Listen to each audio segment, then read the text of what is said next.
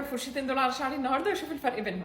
النص ده هعمله بفرشه الفوليوم والنص ده هعمله بفرشه ديفينيشن. بس مش شطه بالدين، اصل النهارده هيكون يومي طويل، الدنيا هتغرق وانا لسه ماسحه عشان خاطر الفيديو. انتوا اوريدي عارفين الروتين عامل ازاي، انا بس اوريكم كل فرشه بستخدمها ازاي كده. اوكي، اول حته خلصت الفوليوم، دلوقتي جه وقت الديفينيشن.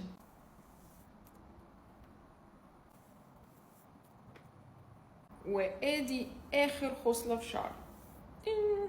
هنشف شعري بالديفيوزر واحاول ما احركش الكروس كتير عشان تنشف على شكلها كده.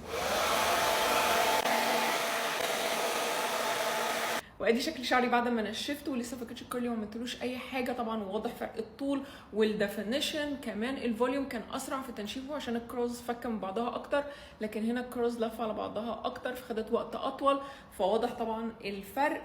انتوا ايه رايكم في الفرق بينهم، وايه اكتر حاجه عجبتكم؟ فكيت الكيرلي وعملت له فوليوم، ايه رايكم؟